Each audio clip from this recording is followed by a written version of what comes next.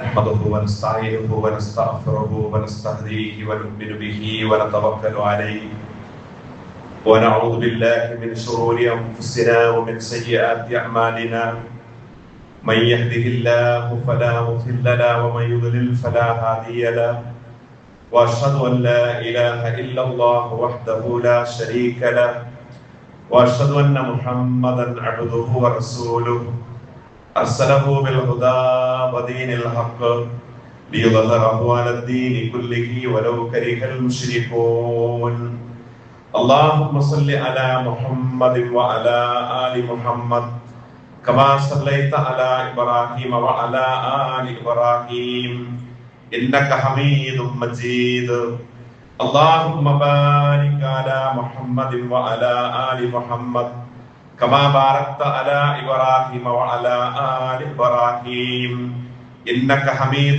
مجيد إن أريد إلا الإصلاح ما استطعت وما توفيقي إلا بالله عليه توكلت وإليه أنيب اللهم رب اشرح لي صدري ويسر لي أمري واحلل عقدة من لساني يفقهوا قولي يا أيها الناس اتقوا ربكم الذي خلقكم من نفس واحدة وخلق منها زوجها وبث منهما رجالا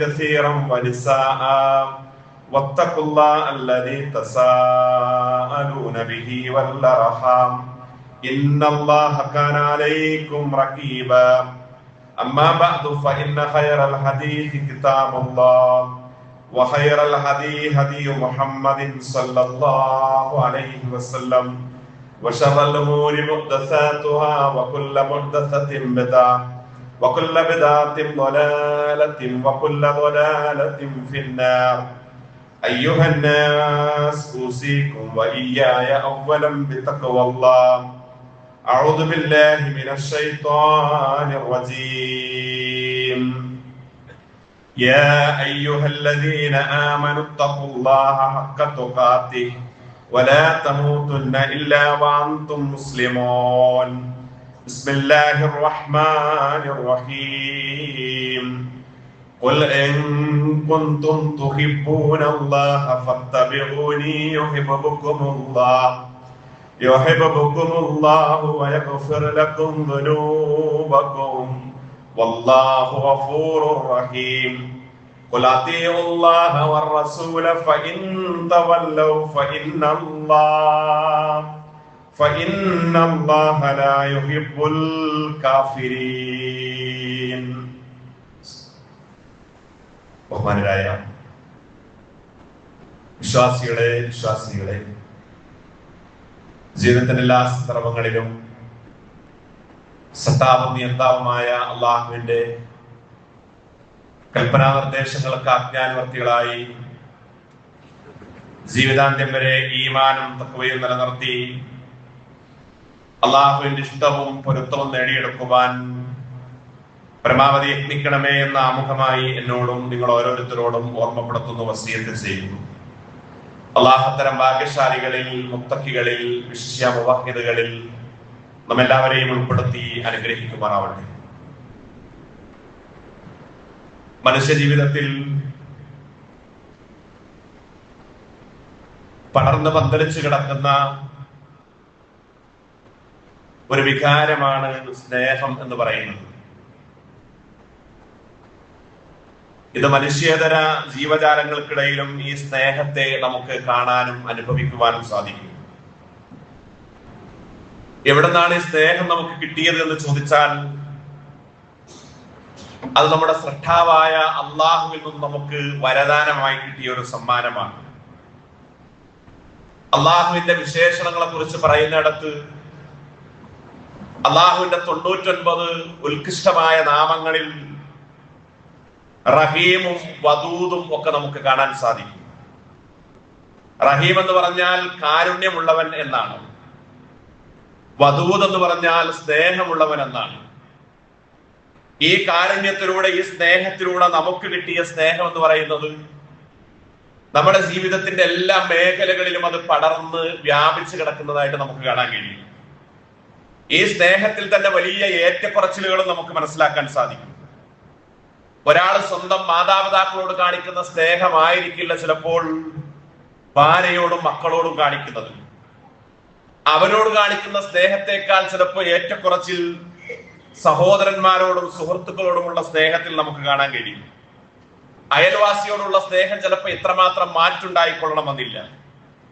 എന്നാൽ ഇതൊക്കെ സ്നേഹത്തിന്റെ തലങ്ങളാണെങ്കിൽ ഒരു വിശ്വാസിയെ സംബന്ധിച്ചിടത്തോളം ഏറ്റവും കൂടുതൽ സ്നേഹിക്കേണ്ടത് ആരെയാണെന്ന് ഖുർആൻ നമുക്ക് പറഞ്ഞു തന്നത് ഒന്നാമത്തേത് നമ്മുടെ ശ്രദ്ധാവായ അള്ളാഹുവിനെയാണ്. ആ അള്ളാഹു കഴിഞ്ഞാൽ രണ്ടാമതായിട്ട് നമ്മൾ സ്നേഹിക്കേണ്ടത്, സ്നേഹം കൊടുക്കേണ്ടത് അത് നമ്മുടെ നേതാവായിട്ടുള്ള സയ്യിദുന മുഹമ്മദ് മുസ്തഫ സല്ലല്ലാഹു അലൈഹി വസല്ലമക്കാണ്. അതുകൊണ്ട് ഖുർആൻ ധാരാളം സ്ഥലങ്ങളിൽ പറഞ്ഞു, നിങ്ങളുടെ കുടുംബത്തെക്കാളും ഭാര്യമാരെക്കാളും മക്കളെക്കാളും നിങ്ങൾക്ക് പ്രിയപ്പെട്ട ദുനിയാവിലെ ഏതൊന്നിനേക്കാളും അള്ളാഹു അവന്റെ റസൂലും നിങ്ങൾക്ക് പ്രിയപ്പെട്ടവരായി തീരുന്നത് വരെ നിങ്ങളുടെ ഈമാനിന്റെ പൂർത്തീകരണം അത് സാധ്യമാവുകയില്ല.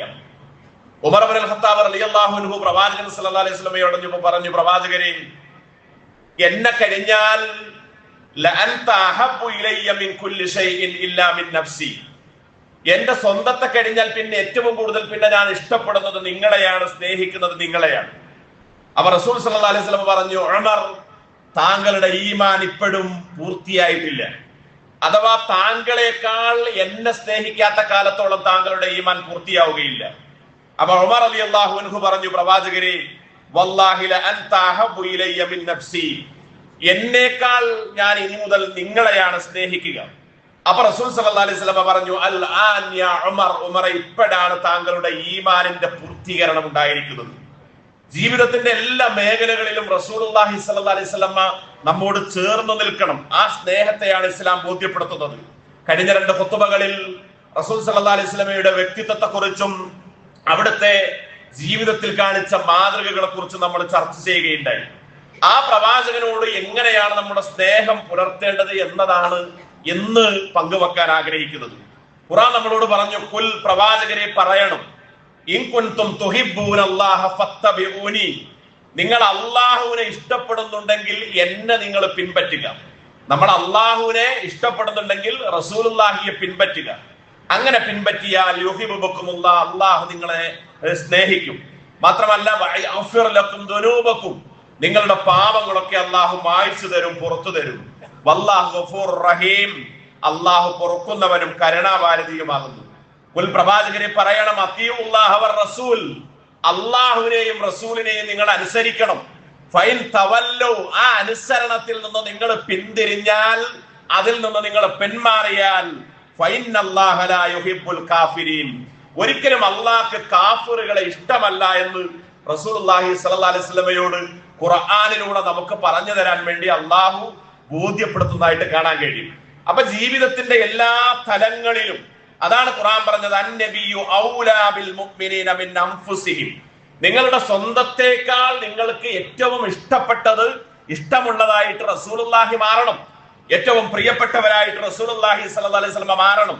എന്നിട്ട് നബി സല്ലല്ലാഹു അലൈഹി വസല്ലം പറഞ്ഞു, ലാ യുഅ്മിനു അഹദുക്കും ഹത്താ അകൂന വാലിദിഹി വവലദിഹി വന്നാസി അജ്മഈൻ, ഒരാൾക്ക് സ്വന്തം മാതാപിതാക്കളെക്കാൾ സ്വന്തം മക്കളെക്കാൾ അല്ല, ലോകത്തുള്ള മുഴുവൻ മനുഷ്യരെക്കാളും പ്രിയപ്പെട്ടവൻ ഞാനാവുന്നത് വരെ നിങ്ങളുടെ ഈമാനിന്റെ പൂർത്തീകരണം സാധ്യമാവില്ലെന്ന് റസൂൽ സല്ലല്ലാഹു അലൈഹി വസല്ലം പറഞ്ഞു. ധാരാളം വചനങ്ങൾ നമുക്ക് കാണാൻ കഴിയും. പ്രവാചകൻ സല്ലല്ലാഹു അലൈഹി വസല്ലമയെ സ്നേഹിക്കുന്നിടത്ത് സഹാബി വര്യന്മാർ കാണിച്ച വല്ലാത്ത ആ മാതൃകയാണ് നമ്മൾ നമ്മുടെ ജീവിതത്തിലേക്കും കൊണ്ടുവരേണ്ടത്. റസൂലുള്ളാഹി സ്വല്ലല്ലാഹു അലൈഹി വസല്ലമയുടെ അനുചരൻ സൗബാൻ റളിയല്ലാഹു അൻഹു ഒരിക്കൽ പ്രവാചകന്റെ അടുത്തേക്ക് ഓടി വരികയാണ്. റസൂലുള്ള മദീന പള്ളിയിൽ ഇരിക്കുമ്പോൾ ഓടി വന്നിട്ട് പ്രവാചകന്റെ അടുത്ത് വന്നിരുന്നു, സലാം പറഞ്ഞു. മുഖത്ത് വല്ലാത്തൊരു മ്ലാനതയുണ്ട്, കണ്ണുകൾ നിറയുന്നുണ്ട്. അപ്പൊ റസൂലുള്ള ചോദിച്ചു, എന്താണ് സൗബാൻ താങ്കൾ കരയുന്നത്? അപ്പൊ സൗബാൻ റളിയല്ലാഹു അൻഹു പറഞ്ഞു, പ്രവാചകരെ, ഞാൻ വീട്ടിലിരിക്കുമ്പോഴൊക്കെ പെട്ടെന്ന് നിങ്ങൾ ഓർമ്മ വരും. അങ്ങനെ ഓർമ്മ വന്നാൽ ഒരു സെക്കൻഡ് പിന്നെ എനിക്ക് ഇരുന്നാൽ ഇരിപ്പുറക്കില്ല. നിങ്ങളെ കാണാനുള്ള ജിജ്ഞാസയിൽ ഞാൻ ഓടി വരും. അങ്ങനെ ഓടി വന്നതാണ് പ്രവാചകരെ. ഞാൻ ഓർത്തു പോകുന്ന ഒരു കാര്യം, ഇവിടുന്ന് നിങ്ങളെ കാണാൻ എനിക്ക് അവസരമുണ്ട്, നിങ്ങളോടുള്ള സ്നേഹം പ്രകടിപ്പിക്കാനുള്ള അവസരമുണ്ട്. പക്ഷേ മരണപ്പെട്ട് കഴിഞ്ഞാൽ, നമ്മൾ മരിച്ചാൽ നാളെ പരലോകത്ത് ഇനി എനിക്ക് സ്വർഗം കിട്ടിയാൽ പോലും റസൂലെ നിങ്ങൾ സ്വർഗത്തിൽ വലിയ പദവിയിലായിരിക്കും, വലിയ ദറജയിലായിരിക്കും, ഗ്രേഡിലായിരിക്കും. ഞാനൊക്കെ എവിടെയാണെന്ന് എനിക്ക് പറയാൻ കഴിയില്ല. അവിടെ വെച്ച് നിങ്ങളെ എങ്ങനെ കാണാൻ കഴിയും എന്ന ഒരു വർത്തമാനം ഈ സഹാബി വര്യം പറഞ്ഞു. ഉടനടി അള്ളാഹുവിന്റെ ആയത്തിറങ്ങി. വിശുദ്ധ ഖുർആനിൽ എന്താണ് ആയത്ത്? ഇങ്ങനെയാണ്: ومن يطع الله والرسول فاولئك مع الذين انعم الله عليهم من النبيين والصديقين والشهداء والصالحين وحسن اولئك رفيقا. ആരെങ്കിലും അള്ളാഹുവിനെയും അവന്റെ ദൂതനെയും അനുസരിക്കുകയാണെങ്കിൽ, ആ അനുസരണത്തിന്റെ അടിസ്ഥാനത്തിൽ ജീവിതത്തെ കെട്ടിപ്പടുക്കുകയാണെങ്കിൽ, ഫൗലൈക മഅല്ലദീന അൻഅമ അല്ലാഹു അലൈഹിം, അവർ അള്ളാഹു അനുഗ്രഹിച്ചവരുടെ കൂടെയായിരിക്കും നാളെ പരലോകത്ത്. ആ സ്വർഗത്തിൽ ആരാണ് അനുഗ്രഹിച്ചവർ? മിനൻ നബിയ്യീന വസ്സദ്ദീഖീൻ, അത് പ്രവാചകന്മാരാണ്, അത് സിദ്ദീഖുകളാണ്. അതേപോലെ വശുഹദാ, രക്തസാക്ഷികളായിട്ടുള്ള ആളുകളുമാണ്. വസ്സാലിഹീൻ, സ്വാലിഹീങ്ങളുമാണ്. വഹസ്സുന ഉലൈക റഫീഖ, അവർ എത്രമാത്രം നല്ല കൂട്ടുകാരെന്ന് ഖുർആൻ ഈ സഹാബി വര്യന്റെ വിഷയത്തിൽ അവതരിച്ചതായിട്ട് കാണാൻ കഴിയുന്നു. ഖുബൈബ് റളിയല്ലാഹുവിന്റെ ശത്രുക്കൾ മക്കയിൽ അവിടുന്ന് തടവറയിലാക്കി. റസൂൽ സല്ലല്ലാഹു അലൈഹി വസല്ലമയും സഹാബത്തും ഒക്കെ മദീനത്തേക്ക് ഹിജ്റ പോയതിനു ശേഷം മക്കയിൽ ഉണ്ടായിരുന്ന ഒറ്റപ്പെട്ട ആളുകളിൽപ്പെട്ട സഹാബിയായിരുന്നു ഖുബൈബ് റളിയല്ലാഹു അൻഹു. അദ്ദേഹത്തെ അവർ ബന്ധനസ്ഥരാക്കി. എന്നിട്ട് അദ്ദേഹത്തെ ചെങ്ങലയിൽ ബന്ധിച്ച് അദ്ദേഹത്തോട് പറഞ്ഞു, റസൂലിനെതിരിൽ സംസാരിക്കണം, പ്രവാചകൻ സല്ലല്ലാഹു അലൈഹി വസല്ലമയുടെ വിശ്വാസത്തിൽ നിന്ന് പിന്തിരിയണം. അങ്ങനെയൊക്കെ പറഞ്ഞു. അവസാനം അവർ ചോദിച്ചു അദ്ദേഹത്തോട്, പ്രവാചകനാണ് താങ്കളുടെ സ്ഥാനത്ത് കൊണ്ടുവരുന്നതും, ഇങ്ങനെ പോയി അദ്ദേഹത്തെ ഞങ്ങൾ വധിക്കുകയും ചെയ്താൽ താങ്കളുടെ നിലപാട് എന്താണ്? അപ്പൊ ഈ സഹാബി വര്യം പറഞ്ഞു, ആ പ്രവാചകനെ വധിക്കുന്നത് പോയിട്ട് ആ റസൂലുള്ളാഹിയുടെ കാലിൽ ഒരു മുള്ളു തറക്കുന്നത് പോലും എനിക്ക് ഉൾക്കൊള്ളാൻ കഴിയില്ല എന്ന് അവിടുന്ന് പറഞ്ഞു. അവസാനം ഖുബൈബ് റളിയല്ലാഹു അൻഹുവിനെ ശത്രുക്കൾ തൂക്കിലേറ്റി എന്നുള്ളത് ചരിത്രത്തിൽ നമുക്ക് കാണാൻ കഴിയുന്നു. പ്രിയപ്പെട്ടവരെ, ത്വൽഹ റളിയല്ലാഹു അൻഹുവിനെ പറ്റി പറയാറുള്ളത്, ഈ ജീവിച്ചിരിക്കുന്ന ഒരു രക്തസാക്ഷി ഉണ്ടെങ്കിൽ അത് ത്വൽഹ റളിയല്ലാഹു അൻഹു ആണ്. എന്താണ് അങ്ങനെ പറയാൻ കാരണം? പ്രവാചകൻ സല്ലല്ലാഹു അലൈഹി വസല്ലം അങ്ങനെ പറയാനുള്ള കാരണം, ഉഹദിന്റെ രണാങ്കണത്തിൽ പ്രവാചകൻ സല്ലല്ലാഹു അലൈഹി വസല്ലമക്ക് മതിൽ കണക്കെ പ്രവാചകന് സംരക്ഷണം കൊടുത്തത് ഈ ഹുബൈബ്, ഈ സഹാബിയായിരുന്നു, ത്വൽഹ റളിയല്ലാഹു അൻഹു ആയിരുന്നു. ആ കൂട്ടത്തിൽ അദ്ദേഹത്തിന്റെ ഈ സംരക്ഷണത്തിൽ പ്രവാചകൻ സല്ലല്ലാഹു അലൈഹി വസല്ലമക്ക് നേരെ വന്ന അമ്പുകളിൽ 70-ലധികം അമ്പുകൾ ഈ സഹാബി വര്യന്റെ ശരീരത്തിൽ കുത്തി തുളഞ്ഞു കയറിപ്പോയി. അത്രയും റസൂലുള്ളാഹിക്ക് സംരക്ഷണം കൊടുത്തു. എനിക്ക് ജീവനുള്ള ഇടത്തോളം പ്രവാചകരെ നിങ്ങൾക്കൊന്നും സംഭവിക്കാൻ സമ്മതിക്കില്ലെന്ന് പറഞ്ഞ ഖുബൈബ് റളിയല്ലാഹുവിന്റെ ചരിത്രം നമുക്ക് കാണാൻ കഴിയുന്നു. ഇങ്ങനെയായിരുന്നു അവരൊക്കെ സ്നേഹിച്ചത്.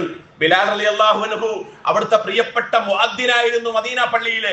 അദ്ദേഹത്തിന്റെ ബാങ്കിന്റെ ആ സ്വരമാധുര്യത്തെ ഇഷ്ടപ്പെടാത്ത ഒരാളും ഉണ്ടായിരുന്നില്ല. പ്രവാചകൻ സല്ലല്ലാഹു അലൈഹി വസല്ലമയുടെ മരണശേഷം ആ മദീനയിൽ നിൽക്കാൻ പിന്നെ അദ്ദേഹത്തിന് കഴിയാത്ത വിധം ഉടനെ അദ്ദേഹം തന്റെ ഭാണ്ഡവും എടുത്ത് അദ്ദേഹത്തെ പലരും തടഞ്ഞു. എവിടേക്കാണ് ബിലാൽ താങ്കൾ പോകുന്നത്?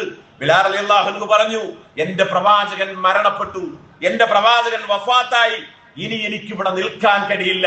അദ്ദേഹം അതാ സിറിയയിലേക്ക് പോകുന്നു. പിന്നെ ഏതാനും വർഷം സിറിയയിലാണ് അദ്ദേഹം ചെലവഴിച്ചത്. പിന്നെ അദ്ദേഹം വരുന്നത് ഉമർ റളിയല്ലാഹു അൻഹുവിന്റെ കാലഘട്ടത്തിലായിരുന്നു. അദ്ദേഹം മദീനയിൽ വന്നപ്പോൾ ആളുകളൊക്കെ അദ്ദേഹത്തിന് ചുറ്റും കൂടിയിട്ട് പറഞ്ഞു, താങ്കളൊന്ന് ബാങ്ക് വിളിക്കണം, മദീന പള്ളിയിൽ ബാങ്ക് വിളിക്കണം.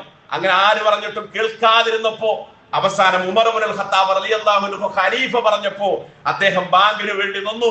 പക്ഷേ ബാങ്ക് കൊടുത്ത് അല്ലാഹു അക്ബറുകൾ പറഞ്ഞ് അഷ്ഹദു അല്ലാ ഇലാഹ ഇല്ലല്ലാഹ് പറഞ്ഞ് അഷ്ഹദു അന്ന മുഹമ്മദൻ എന്ന് പറയുമ്പത്തേന് അദ്ദേഹം വിതുമ്പി പൊട്ടിക്കരഞ്ഞ് അദ്ദേഹത്തിന് ബാങ്ക് പൂർത്തീകരിക്കാൻ കഴിയാതെ ആ റസൂലുള്ളാഹിയുടെ സ്നേഹം ഹൃദയാന്തരങ്ങളിൽ നിറഞ്ഞു നിൽക്കുണ്ടായിരുന്നു. ഉഹദ് യുദ്ധം കഴിഞ്ഞ് ഇങ്ങനെ ആളുകളൊക്കെ വരുമ്പോ മുസ്ലിങ്ങൾ പരാജയപ്പെട്ടു വരികയാണ്. ഒരു സഹോദരി അതാ വരുന്നു. വഴിയിൽ കണ്ട ആളോട് ചോദിച്ചു. വഴിയിൽ കണ്ട ആളുകളുടെ മുമ്പിൽ വിവരം അന്വേഷിക്കാനാണ് അവർ വരുന്നത്. യുദ്ധത്തിൽ എന്താണ് സംഭവിച്ചത്? അങ്ങനെ ഈ സമയം പറഞ്ഞു, മുസ്ലിങ്ങൾ പരാജയപ്പെട്ടിരിക്കുന്നു എന്ന് ചില ആളുകൾ പറഞ്ഞു. ഈ സമയത്ത് ആരോ പറഞ്ഞു, നിങ്ങളുടെ ഭർത്താവ് ആ യുദ്ധത്തിൽ കൊല്ലപ്പെട്ടിരിക്കുന്നു. വേറൊരാൾ പറഞ്ഞു, നിങ്ങളുടെ മകൻ കൊല്ലപ്പെട്ടിരിക്കുന്നു. വേറൊരാൾ പറഞ്ഞു, നിങ്ങളുടെ സഹോദരൻ കൊല്ലപ്പെട്ടിരിക്കുന്നു. വേറൊരാൾ പറഞ്ഞു, നിങ്ങളുടെ പിതാവ് കൊല്ലപ്പെട്ടിരിക്കുന്നു. ഇവരൊക്കെ രക്തസാക്ഷികളായി. പക്ഷെ അപ്പോഴൊന്നും ഈ സഹോദരിക്ക് യാതൊരു കുലുക്കവും ഉണ്ടായില്ല. ഇവർ ചോദിച്ചത്, എന്റെ പ്രിയപ്പെട്ട നബിക്ക് എന്തെങ്കിലും സംഭവിച്ചിട്ടുണ്ടോ? എന്റെ പ്രിയപ്പെട്ട നബിക്ക് എന്തെങ്കിലും സംഭവിച്ചിട്ടുണ്ടോ? അവർ പറഞ്ഞു പ്രവാചകൻ ഒന്നും സംഭവിച്ചിട്ടില്ല. അവര് വാനോളം അള്ളാഹുവിനെ പുകഴ്ത്തി സ്തുതി പാടിയിട്ട് പറഞ്ഞു, അള്ളാഹുവേ, എന്റെ പ്രവാചകന് ഒന്നും സംഭവിക്കാതിരിക്കാൻ ഉദവി നൽകിയ നാഥ, നിനക്കാണ് സ്തുതി. എന്റെ കുടുംബത്തെയൊക്കെ സ്വർഗത്തിൽ വെച്ച് കാണാൻ നീ തൗഫീക്ക് നൽകുമാറാവേണമേ എന്ന് പ്രാർത്ഥിക്കുന്നത് ചരിത്രത്തിൽ പ്രിയപ്പെട്ടവരെ നമുക്ക് കാണാൻ കഴിയും. ഞാൻ പറഞ്ഞു വരുന്നത്, റസൂലുള്ളാഹി സ്വല്ലല്ലാഹി അലൈഹി വസല്ലമയെ സ്നേഹിക്കുന്നിടത്ത് അവർ അത്രമാത്രം ജാഗ്രത പുലർത്തിയവരായിരുന്നു. ഇന്നിപ്പോ നമ്മൾ 1448 ഹിജറ വർഷത്തിലാണുള്ളത്, റബീഉൽ അവ്വലിലാണുള്ളത്. നമ്മൾ പറഞ്ഞു റബീഉൽ അവ്വൽ മാസത്തിൽ റസൂൽ സ്വല്ലല്ലാഹി അലൈഹി വസല്ലമ ജനിച്ചിങ്ങോട്ട് വന്നത്, ഭൂമിയിലേക്ക് വന്നത് റബീഉൽ അവ്വലിലാണ്. മരണപ്പെട്ടു പോയതും വഫാത്തായതും ഇത് റബീഉൽ അവ്വലിലാണ്. അപ്പൊ ഈ റബീഉൽ അവ്വൽ മാസത്തിൽ പലപ്പോഴും നമുക്ക് നമ്മുടെ നാട്ടിലൊക്കെ ചില ആഘോഷങ്ങളും അത്തരത്തിലുള്ള ചില മീലാദ് നബിയും ഒക്കെ കാണാൻ കഴിയും. ഇതൊക്കെ നമ്മൾ കാണുമ്പോൾ എന്താണ് ഇതിന്റെ വസ്തുത, എന്താണ് ദീനീപരമായിട്ട് ഇതിൽ നമ്മൾ അറിയേണ്ടത് എന്നുള്ളത് ഒരു വിശ്വാസിയുടെ ഏറ്റവും വലിയ ഉത്തരവാദിത്തമായിട്ടാണ് നമ്മൾ കാണേണ്ടത്. ഇനി നമ്മൾ ആലോചിച്ച് നോക്കും, മാസങ്ങളുടെ പവിത്രതകൾ പറഞ്ഞിടത്ത് വിശുദ്ധ ഖുർആൻ പരിശോധിക്കുമ്പോൾ, ഹദീസുകൾ പരിശോധിക്കുമ്പോൾ അവിടെയൊക്കെ ചില മാസങ്ങളെ കുറിച്ച് പ്രത്യേകമായി പറഞ്ഞു. ഒന്നാമത്തെ മാസം അറബി മാസത്തിൽ മുഹറം മാസം എന്ന് പറയുന്നത് ഈ ഷഹറുല്ല എന്നാണ്. അതിനെപ്പറ്റി റസൂൽ സല്ലല്ലാഹു അലൈഹി വസല്ലം പറഞ്ഞത് അള്ളാഹുവിന്റെ മാസം, അഥവാ ഫറള് നോമ്പ് കഴിഞ്ഞാൽ പിന്നെ അള്ളാഹുവിന് ഏറ്റവും ഇഷ്ടപ്പെട്ട 2 നോമ്പ് അത് മുഹറം 9-ലെയും 10-ലെയും നോമ്പാണ്. അന്ന് യുദ്ധം ഹറാമാക്കിയ മാസമാണ്. ഇനി രണ്ടാമത്തേത് റജബ് മാസത്തിന്റെ പവിത്രതയെ കുറിച്ച് ഹദീസിലൊക്കെ കാണാൻ കഴിയും. അതും പവിത്രമായ യുദ്ധം നിഷിദ്ധമായ മാസമാണ്. ഇനി അതേപോലെ തന്നെ റമദാനെ കുറിച്ച് നമ്മൾ പറയുമ്പോൾ ആ റമദാൻ അത്രമാത്രം പ്രാധാന്യമുണ്ട്. പുണ്യങ്ങളുടെ മാസമായിട്ട് റമദാനിനെ ഇസ്ലാം പരിചയപ്പെടുത്തി. ശവ്വാൽ മാസം എന്ന് പറയുന്നത് അതിൽ ചെറിയ പെരുന്നാളുണ്ട്, 6 നോമ്പുകളുണ്ട്. ആ മാസത്തിന്റെയും പവിത്രത ഹദീസുകളിൽ കാണാൻ കഴിയും. ദുൽഖഅദും ദുൽഹിജ്ജും ഒക്കെ പവിത്രമായ ഹജ്ജിന്റെ മാസങ്ങളാണ്. ഇനി നമ്മൾ ആലോചിച്ച് നോക്കും, ഇവിടെയൊക്കെ അതിന്റെ പ്രത്യേകതകൾ. ഇപ്പൊ വെള്ളിയാഴ്ച ദിവസത്തിന് പവിത്രതയുണ്ട് എന്ന് റസൂലുള്ളാഹി സ്വല്ലല്ലാഹി അലൈഹി വസല്ലം പറഞ്ഞു. ലൈലത്തുൽ ഖദർ എന്ന് പറയുന്ന രാവിന് വലിയ പവിത്രതയുണ്ട്, വലിയ പുണ്യമുണ്ട്. ദുൽഹിജ്ജ 1 മുതൽ 13 വരെയുള്ള ദിവസങ്ങൾ പവിത്രമായതാണ്. ഇതൊക്കെ പറഞ്ഞ കൂട്ടത്തിൽ എവിടെയും റബീഉൽ അവ്വൽ 12ന്റെ ഒരു പോരിശയും ഒരു മാഹാത്മ്യവും നമുക്ക് എവിടെയും കാണാൻ കഴിയില്ല, എവിടെയും കാണാൻ കഴിയില്ല. പക്ഷെ പലപ്പോഴും ഇന്ന് നമ്മുടെ സമൂഹത്തിൽ ആ ഒരു ദിവസം വരുമ്പോൾ അത് പ്രത്യേകമായിട്ട് ആഘോഷിക്കുന്ന ഒരു സംവിധാനത്തെ പലപ്പോഴും നമുക്ക് മനസ്സിലാക്കാൻ കഴിയും. ഇവിടെയാണ് നമ്മെ സംബന്ധിച്ചിടത്തോളം റസൂലുള്ളാഹി സ്വല്ലല്ലാഹി അലൈഹി വസല്ലമ എന്തൊരു ചര്യയാണ് നമുക്ക് പറഞ്ഞു തന്നത്. നമ്മൾ ദീനിന്റെ വിഷയത്തിൽ ഒരു കാര്യത്തെ കുറിച്ച് നമ്മൾ പഠിക്കുമ്പോൾ, അത് നമ്മൾ ഉണ്ടാക്കുമ്പോൾ, നമ്മൾ ഏത് വിഷയത്തിന്റെയും പ്രമാണം എന്ന് പറയുന്നത് അള്ളാഹുവും റസൂലും പഠിപ്പിക്കണം. ഏതൊരു വിഷയം അങ്ങനെയാണ്, അള്ളാഹുവും റസൂലും പഠിപ്പിക്കുമ്പോഴാണ് അത് പ്രമാണബദ്ധമായി തീരുന്നത്. അതിന്റെ അപ്പുറത്ത് നല്ല ഒരു കാര്യം എന്ന് പറഞ്ഞിട്ട് ദീനിൽ നമുക്ക് ഒന്നും കൂട്ടിച്ചേർക്കാൻ കഴിയുകയില്ല. ഇപ്പൊ നമ്മൾ ആലോചിച്ച് നോക്കൂ, റസൂലുള്ളാഹി സ്വല്ലല്ലാഹി അലൈഹി വസല്ലമ AD 600-ലാണ് പ്രവാചകനായിട്ട് വരുന്നത്. AD 600-ൽ 600-ാമത്തെ വർഷം 600-ാം വർഷത്തിലാണ് വരുന്നത്. എന്നാൽ അതിന്റെ അപ്പുറത്ത് AD 400-ൽ, ഇപ്പൊ AD എന്ന് പറയുന്നത് ക്രിസ്താബ്ദമാണ്, ഈസാ നബി അലൈഹി സ്വലാം ജനിച്ച വർഷമാണ്.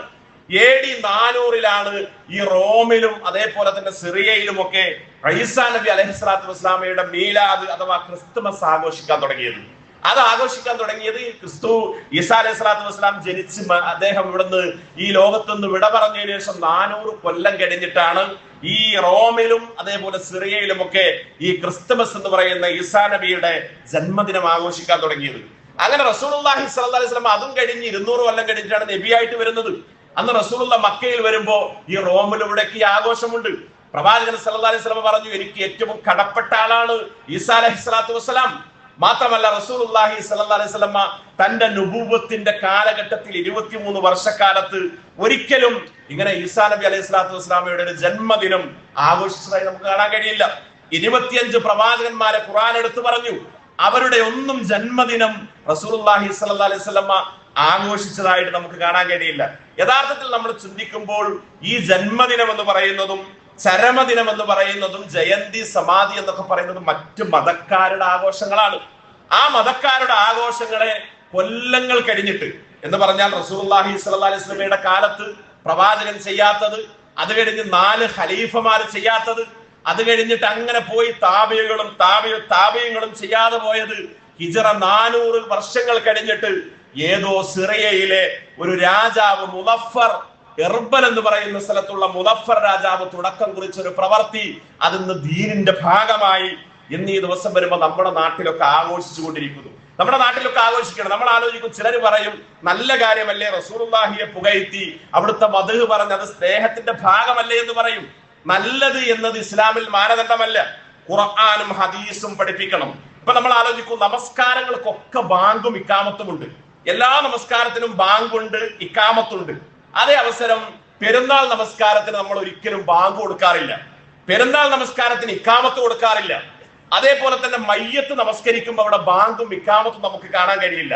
നോക്കൂ, ഒരു മയ്യത്ത് നിസ്കാരത്തിന് പള്ളി നിറച്ച ആൾക്കാരുണ്ടാവും, വേണമെങ്കിൽ അവിടെ ബാങ്ക് കൊടുത്തൂടെ, ഇക്കാമത്ത് കൊടുത്തൂടെ, നല്ലതല്ലേ ഇത്. പക്ഷെ ഒരിക്കലും പാടില്ല എന്ന് പറയുന്നതിന്റെ മാനദണ്ഡം എന്താണ്? റസൂൽ സല്ലല്ലാഹു അലൈഹി വസല്ലമ അതൊരിക്കലും ചെയ്ത് കാണിച്ചിട്ടില്ല, ചെയ്യാത്തത് കൊണ്ടാണ്. ഇപ്പൊ ജമാഅത്ത് നമസ്കാരത്തിന് ഇമാമിന്റെ നേതൃത്വത്തിൽ നമ്മൾ നിസ്കരിക്കുക. ഇപ്പൊ ഈ ജുമാ കഴിഞ്ഞ് നമ്മൾ ഇമാമ് നിന്നിട്ടാണ് നമ്മൾ എല്ലാവരും പിന്നിൽ നിന്ന് നിസ്കരിക്കുക. അതേ അവസരം അത് കഴിഞ്ഞിട്ടുള്ള സുന്നത്ത്, റവാത്തിബ് സുന്നത്തിൽ ഒരിക്കലും ജമാഅത്തായിട്ട് നിസ്കരിക്കുന്നില്ല, ഒറ്റക്കൊറ്റക്കാണ്. വേണമെങ്കിൽ എല്ലാവരും കൂടിയ സ്ഥിതിക്ക് നമുക്ക് ഈ ഫറള് കഴിഞ്ഞ് ഒരു 2 റക്അത്ത് ജമാഅത്തായിട്ട് നമുക്ക് വേണമെങ്കിൽ സുന്നത്ത് നിസ്കരിച്ചൂടെ? പാടില്ല. കാര്യം അത് നല്ലതാണെങ്കിലും റസൂൽ സല്ലല്ലാഹു അലൈഹി വസല്ലമയിൽ നിന്ന് അതിന് മാതൃകയുണ്ടാവണം എന്നതാണ് പ്രധാനപ്പെട്ടത്. ബാങ്കുൽ ഇഖാമത്തൊക്കെ നല്ല കാര്യമാണ്, പക്ഷെ റസൂൽ സല്ലല്ലാഹു അലൈഹി വസല്ലമ അത് പഠിപ്പിച്ചിട്ടില്ല. ഇത് നമ്മൾ ചിന്തിച്ചു നോക്കൂ, ഉമർ റളിയല്ലാഹുവിന്റെ കാലത്ത് ആണ് ഹിജ്റ എന്ന് പറയുന്ന കലണ്ടർ ഉണ്ടായത്.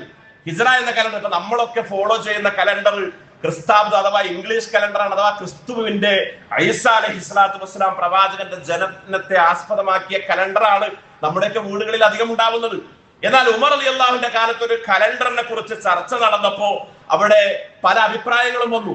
പക്ഷെ ഉമർ റളിയല്ലാഹു സ്വീകരിച്ച മാനദണ്ഡം അവിടെ റസൂലുള്ളാഹിയുടെ ജനനത്തെ ആസ്പദമാക്കിയല്ല.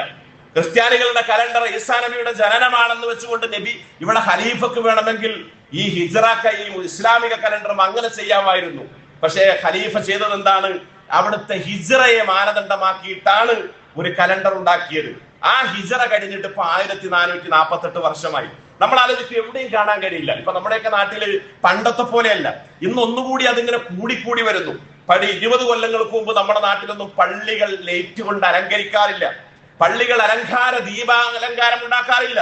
ഇന്നിപ്പോ അത് കഴിഞ്ഞ് പള്ളികളൊക്കെ തുടങ്ങി. ഇപ്പൊ നമ്മുടെ വീടുകളും കടകളും ഒക്കെ അലങ്കരിക്കുന്ന ഒരു സാഹചര്യം വന്നു. പ്രിയപ്പെട്ടവരെ, നമ്മൾ ആലോചിക്കേണ്ടത് ഇതിനാണ് യഥാർത്ഥത്തിൽ ബിദ്അത്ത് എന്ന് പറയുന്നത്. അള്ളയും റസൂലും പഠിപ്പിക്കാത്ത ഒരു സംഗതി നമ്മൾ മതത്തിൽ ചേർത്താൽ അത് ബിദ്അത്താണ്. ഇപ്പൊ ഒരാൾ പറയാണ്, സുബഹിക്ക് 2 റക്അത്തുള്ളത് നമുക്ക് ഒന്നുകൂടെ കൂട്ടി നിസ്കരിച്ചൂടെ? സുബഹിക്ക് ധാരാളം സമയമുണ്ട്, അത് 3 റക്അത്താക്കിക്കൂടെ എന്ന് തീരുമാനിക്കാൻ ഒരാൾക്കും അധികാരമില്ല എന്നുള്ളത് ഇസ്ലാമിന്റെ കാഴ്ചപ്പാടാണ്. ഇനി നമ്മൾ ആലോചിക്കുമ്പോൾ നമ്മുടെ നാട്ടിൽ റബീഉൽ അവ്വൽ 12 വരുമ്പോൾ അന്ന് ഈ ഗവൺമെന്റ് അവധിയായിരിക്കും. ഗവൺമെന്റ് അവധിയാണ്, ഗവൺമെന്റ് എന്നോ കൊടുത്തൊരു അവധിയാണ്. നമ്മളതൊരു മതേതര രാഷ്ട്രമാണ്, അപ്പൊ അവധിയുണ്ട്. എങ്കിൽ നമ്മൾ ചിന്തിക്കേണ്ട, ആലോചിക്കേണ്ട പ്രധാനപ്പെട്ട ഒരു വിഷയം, റസൂലുള്ളാഹി സ്വല്ലല്ലാഹു അലൈഹി വസല്ലം ജനിച്ചത് മക്കയിലാണ്, പ്രവാചകൻ സ്വല്ലല്ലാഹു അലൈഹി വസല്ലം മരണപ്പെട്ടത് വഫാത്തായത് മദീനയിലാണ്. ഈ മക്കയിലും മദീനയിലും നമ്മൾ പോയി കഴിഞ്ഞാൽ അന്ന് റബീഉൽ അവ്വൽ 12 അവധിയില്ല. അന്ന് അവിടെ സാധാ പോലെയാണ്. അവിടെ പ്രത്യേകമായിട്ടൊരു അന്നപാനമില്ല, അന്നദാനമില്ല, പ്രത്യേകമായിട്ടൊരു മധുരം കൊടുക്കലില്ല. നമ്മൾ ചിന്തിക്കും, ഇതൊക്കെ ചെയ്യാമായിരുന്നെങ്കിൽ നമ്മളെക്കാൾ എത്രയോ സമ്പന്നരാണ് ഈ രാഷ്ട്രം എന്ന് പറയുന്നത്.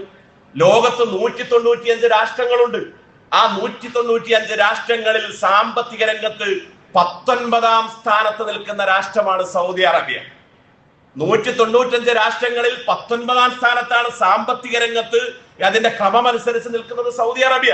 വേണമെങ്കിൽ അവിടെ പെട്രോളും അവിടെ സ്വർണവും ഒക്കെ പിടിച്ചെടുക്കുന്നു, വലിയ സാമ്പത്തിക സ്രോതസ് കൊടുത്ത് അല്ലാഹു ആദരിച്ചു. പക്ഷെ ആ നാട്ടിൽ പോലും ഇങ്ങനെ ഒരു സംവിധാനം ഇല്ലെങ്കിൽ എന്തുകൊണ്ടത് ചെയ്യുന്നില്ല? റസൂലുള്ള ജനിച്ച ആ നാട് മക്കയിലെ മസ്ജിദുൽ ഹറമും മദീനയിലെ മസ്ജിദുൽ നബവിയൊക്കെ ദീപാലങ്കാരങ്ങൾ കൊണ്ട് അലങ്കരിക്കേണ്ടതും അന്നവിടെ വലിയ റാലികളും അന്നദാനവും ഒക്കെ നടത്താമായിരുന്നില്ല. എന്തുകൊണ്ട് നടത്തുന്നില്ലെന്ന് ചോദിച്ചാൽ അത് അള്ളാഹും റസൂലും സല്ലല്ലാഹു അലൈഹി വസല്ലമയും പഠിപ്പിച്ചിട്ടില്ല. അതുകൊണ്ടാണ് പ്രവാചകൻ സല്ലല്ലാഹു അലൈഹി വസല്ലമയുടെ ഹദീസ്, ലാ തഖൂമു സ്സാഅ, അന്ത്യനാൾ സംഭവിക്കുകയില്ല, ഹത്താ തൗഹദ ഉമ്മത്തി ബിഅഹദിൽ ഖുറൂനി ഖബലഹാ ശിബ്റൻ ബിശിബ്രിൻ, കഴിഞ്ഞ നൂറ്റാണ്ടിലെ ആളുകളെ എന്റെ ഉമ്മത്ത് ചാണിന് ചാണായിട്ടും മുഴത്തിന് മുഴമായിട്ടും പിൻപറ്റുന്നത് വരെ. ആ സമയത്ത് ഫഖീല യാ റസൂലല്ലാഹ്, പ്രവാചകരെ അതുകൊണ്ട് ഉദ്ദേശിക്കുന്നത് ആരാണ്? കൽ ഫാരിസി വ റോം, റോമും പേർഷ്യയുമാണോ എന്ന് സഹാബത്ത് ചോദിച്ചപ്പോ നബി സല്ലല്ലാഹു അലൈഹി വസല്ലം പറഞ്ഞു, ഇല്ലാ വമിനൻ നാസി ഇല്ലാ ഉലൈക്, അവരല്ലാതെ പിന്നാരാണ്. അപ്പൊ നമ്മൾ ആലോചിക്കേണ്ടത് നമ്മുടെ ജീവിതത്തിൽ റസൂൽ സല്ലല്ലാഹു അലൈഹി വസല്ലമയെ എങ്ങനെയാണ് നമ്മൾ സ്നേഹിക്കേണ്ടത് എന്നതിന്റെ മാതൃക സഹാബിവര്യന്മാരിലുണ്ട്. അവരൊക്കെ റസൂലുള്ളാഹി അങ്ങനെ നെഞ്ചോട് ചേർത്ത് സ്വീകരിച്ചവരായിരുന്നു. പ്രവാചകൻ മദീനത്തേക്ക് വന്നപ്പോ അവിടുത്തെ കുട്ടികളൊക്കെ നബി എങ്ങനെയാണ് സ്വീകരിച്ചത്? പാട്ടുപാടി സ്വീകരിച്ചു.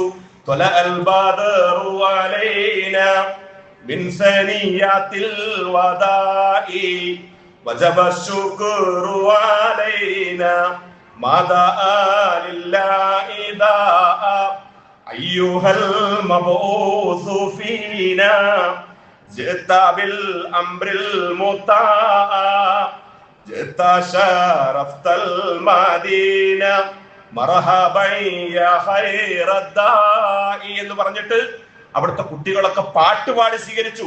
അത്രമാത്രം സ്നേഹിച്ചു.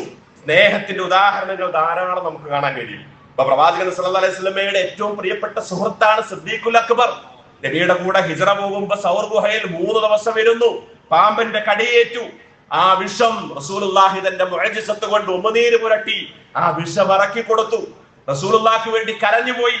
ഈ അബൂബക്കർ റളിയല്ലാഹു അൻഹു 2 വർഷവും 4 മാസവും ഭരണം നടത്തി. ആ 2 വർഷത്തിൽ ഒരു റബീഉൽ അവ്വലിൽ അവിടെ ഇങ്ങനെ ഒരു പ്രോഗ്രാം നടത്തിയതായി കാണാൻ കഴിയില്ല. ഉമർ റളിയല്ലാഹു അൻഹു 10 വർഷം ഭരണം നടത്തി. ഉസ്മാൻ റളിയല്ലാഹു അൻഹു അവിടുന്ന് 13 വർഷം ഭരണം നടത്തി. അലി റളിയല്ലാഹു അൻഹു 4 വർഷം. നബിയുടെ മരുമകനാണ്, പിതൃവ്യ പുത്രനാണ്. ഇവിടെ ഒന്നും നമുക്ക് കാണാൻ കഴിയില്ല. 4 ഇമാമിയങ്ങൾ, മദ്ഹബിന്റെ ഇമാമിയങ്ങൾ, ഇമാം ഷാഫി, ഹംബലി, മാലിക്കി, അതേപോലെ തന്നെ ഹനഫി മദ്ഹബുകളിൽ ഒന്നും നമുക്ക് ഇത് കാണാൻ കഴിയില്ല. അപ്പൊ യഥാർത്ഥത്തിൽ ഇത് കാലങ്ങൾ കഴിഞ്ഞുണ്ടായ ഒരു സംഭവത്തെ നമ്മൾ തിരിച്ചറിയുകയും മനസ്സിലാക്കുകയും ചെയ്യണം. അതുകൊണ്ടാണ് റസൂലുള്ളാഹി പറഞ്ഞു സല്ലല്ലാഹു അലൈഹി വസല്ലമ ഇന്നഹു ലൈസ ശൈഉൻ യുഖർരിബുകും മിനൽ ജന്ന ഇല്ലാ ഖദ് അമർതുകും ബിഹി. സ്വർഗ്ഗത്തിലേക്ക് അടുപ്പിക്കുന്ന എല്ലാ കാര്യങ്ങളും ഞാൻ നിങ്ങൾക്ക് പറഞ്ഞു തന്നിട്ടാണ് പോകുന്നത്. നരകത്തിൽ നിന്ന് അകറ്റുന്ന എല്ലാ കാര്യങ്ങളും ഞാൻ നിങ്ങൾക്ക് പറഞ്ഞു തന്നിട്ടാണ് പോകുന്നത്. അപ്പൊ മതം പൂർത്തിയായി. അൽയൗമ അക്മൽതു ലക്കും ദീനക്കും വഅത്മംതു അലൈക്കും നിഅമതി വറളിതു ലക്കുമുൽ ഇസ്ലാമ ദീന. അവിടുത്തെ ഹജ്ജത്തുൽ വദാഇന്റെ അവസാനത്തെ വിടവാങ്ങൽ പ്രസംഗത്തിൽ അവതരിച്ച ആയത്ത്, ഇന്ന് ദിവസം നിങ്ങൾക്ക് നിങ്ങളുടെ മതം ഞാൻ പൂർത്തീകരിച്ചിരിക്കുന്നു, ഇനി ഒന്നും ചേർക്കാനില്ല, ഒന്നും വെട്ടിമാറ്റാനില്ലാത്ത വിധം നമ്മളത് ചെയ്യണം. അപ്പൊ ഇവിടെ യഥാർത്ഥത്തിൽ പ്രവാചകൻ സല്ലല്ലാഹു അലൈഹി വസല്ലമയെ സ്നേഹിക്കുക എന്ന് പറഞ്ഞാൽ ഇതൊരു ദിവസത്തിൽ ഒതുങ്ങി നിൽക്കേണ്ടതല്ല. ഈ റബീഉൽ അവ്വൽ മാസത്തിൽ നമ്മൾ പ്രത്യേകം വെള്ള വസ്ത്രമൊക്കെ ധരിച്ച് തലയിൽ തൊപ്പിയിട്ട് അന്നൊരു ദിവസം മാത്രം ഈ ഒരു പരിപാടിയിൽ പങ്കെടുക്കാനല്ല സ്നേഹം. ജീവിതത്തിന്റെ എല്ലാ മേഖലകളിലും ഇതുണ്ടാവണം. എല്ലാ മേഖലകളിലും ഒരു രാജ്യത്തെ സ്നേഹിക്കുക എന്ന് പറഞ്ഞാൽ അതിന്റെ അർത്ഥം എന്താ? രാജ്യത്തിന്റെ നിയമങ്ങൾ മുഴുവൻ മുറുകെ പിടിക്കുക, അത് പാലിക്കുക എന്നുള്ളതാണ്. മാതാപിതാക്കളെ സ്നേഹിക്കുക എന്ന് പറഞ്ഞാൽ അവരെ അനുസരിച്ച് അവർക്ക് വേണ്ട ഒത്താശകളൊക്കെ ചെയ്ത് അവരോടുള്ള കടമകളും ബാധ്യതകളും പൂർത്തീകരിക്കലാണ്. ഒരു കച്ചവടക്കാരൻ എങ്ങനെയാണ് നബിയെ സ്നേഹിക്കേണ്ടത്? ആ കച്ചവടത്തിൽ അളവിലും തൂക്കത്തിലും കൃത്രിമം കാണിക്കാതെ സത്യസന്ധമായിട്ടുള്ള കച്ചവടം. ആ കച്ചവടത്തിലൂടെയാണ് റസൂലുള്ളാഹി സ്വല്ലല്ലാഹു അലൈഹി വസല്ലമയെ സ്നേഹിക്കുന്നത്. ഒരു മുതലാളി എങ്ങനെയാണ് റസൂലിനെ സ്നേഹിക്കേണ്ടത്? തൊഴിലാളിക്ക് വിയർപ്പ് പറ്റുന്നതിന് മുമ്പ് കൃത്യമായിട്ട് കൂലി കൊടുത്ത് അദ്ദേഹത്തെ പ്രയാസപ്പെടുത്താത്ത വിധം ചെയ്യുമ്പോഴാണ് ആ സ്നേഹം ഉണ്ടാവുന്നത്. ഒരു മാതാവും പിതാവും മക്കളെ സ്നേഹിക്കുന്നത് എങ്ങനെയാണ്? അവർക്ക് ദീനും അതിന്റെ സംവിധാനങ്ങളും പഠിപ്പിച്ച് അതനുസരിച്ച് അവരെ വളർത്തുമ്പോഴാണ്. ഒരു ഉദ്യോഗസ്ഥൻ എങ്ങനെയാ പ്രവാചകൻ സല്ലല്ലാഹു അലൈഹി വസല്ലമയെ സ്നേഹിക്കുക? കൈക്കൂലി വാങ്ങാതെ, അന്യായമായിട്ടൊന്നും വാങ്ങാതെ കൃത്യമായിട്ട് പോകുമ്പോ അതാണ് പ്രവാചക സ്നേഹം. ഒരു മുസ്ലിം നബിയെ സ്നേഹിക്കേണ്ടത് എങ്ങനെയാണ്? അവിടെ പറഞ്ഞതൊക്കെ സ്വീകരിച്ചൊക്കെ കൈക്കൊണ്ട് അവിടെയുള്ള നിഷിദ്ധങ്ങൾ, മദ്യം, പലിശ എന്തൊക്കെയുണ്ടോ ഇതൊക്കെ എല്ലാം മാറ്റി നമ്മുടെ നമസ്കാരം പരമാവധി ജമാഅത്തായിട്ട് പള്ളിയിൽ വന്ന് സുന്നത്തുകൾ നിസ്കരിച്ച് ഖുർആനിൽ നമ്മുടെ വേഷത്തിൽ എല്ലായിടത്തും. ഇതാണ് യഥാർത്ഥത്തിൽ സ്നേഹം എന്ന് പറയുന്നത്. ഇതാണ് സ്നേഹം. അതിന്റെ അപ്പുറത്ത് ഒരു ദിവസത്തിൽ ഒതുങ്ങി നിന്ന് ഏതെങ്കിലും ഒരു കർമ്മം, ഏതെങ്കിലും ഒരു ആചാരത്തെ നമ്മൾ ഫോളോ ചെയ്യുന്നതും അനുധാവനം ചെയ്യുന്നതും അല്ല യഥാർത്ഥത്തിൽ പ്രവാചക സ്നേഹം എന്നുള്ള തിരിച്ചറിവാണ് നമ്മുടെ ജീവിതത്തിൽ ഉണ്ടാവേണ്ടത്. ആ വിധത്തിലൊക്കെ പഠിച്ച് അറിഞ്ഞ് നമുക്ക് വേണ്ടി ജീവിച്ച് നമ്മൾക്ക് വേണ്ടി സ്നേഹം കൈമാറിയിട്ട് ഒരു പുരുഷായുസ് സമർപ്പിച്ച പ്രവാചകൻ സല്ലല്ലാഹു അലൈഹി വസല്ലമ ഒരു വിശ്വാസിയുടെ ജീവിതത്തിന്റെ നിഖില മേഖലകളിലും സമസ്ത മണ്ഡലങ്ങളിലും നിറഞ്ഞു നിൽക്കുമ്പോഴാണ് നമ്മുടെ പ്രവാചകനോടുള്ള സ്നേഹത്തെ നമുക്ക് പൂർത്തീകരിക്കാൻ കഴിയുക. ആ ബാധ്യതകളൊക്കെ ജീവിതത്തിലൂടെ കാണിച്ച് ജീവിതത്തിലൂടെ പ്രാവർത്തികമാക്കിയിട്ട് മുന്നോട്ട് പോകാൻ നമുക്ക് സാധിക്കുമ്പോൾ അവിടേക്ക് അള്ളാഹുവിന്റെ തൗഫീഖ് ഉണ്ടാവും, നിഅമത്തുണ്ടാവും. അത്തരത്തിൽ ആലോചിച്ച് പഠിച്ച് ജീവിതത്തെ ധന്യമാക്കുന്ന മുത്തഖികളിൽ മുവഹിദുകളിൽ, മുസ്ലിഹുകളിൽ അല്ലാഹു നമ്മെ എല്ലാവരെയും ഉൾപ്പെടുത്തി അനുഗ്രഹിക്കുമാറാവട്ടെ. അഖൂലു ഖൗലി ഹാദാ അസ്തഗ്ഫിറുല്ലാഹ ലി വലക്കും വസ്തഗ്ഫിറൂ ഇന്നഹു ഹുവൽ ഗഫൂറുർ റഹീം. അൽഹംദുലില്ലാഹി റബ്ബിൽ ആലമീൻ വലാഖിബത്തു ലിൽ മുത്തഖീൻ വലാ ഉദ്വാന ഇല്ലാ അലൽ ളാലിമീൻ. നബീന മുഹമ്മദിൻ വഅലാ ആലിഹി വസഹ്ബിഹി അജ്മഈൻ. അമ്മാ ബഅദ്. ഒരിക്കൽ കൂടി അല്ലാഹു തഖ്വയുള്ളവരായി ജീവിക്കാൻ ശ്രദ്ധിക്കണമെന്ന് ഓർമ്മപ്പെടുത്തുകയാണ്.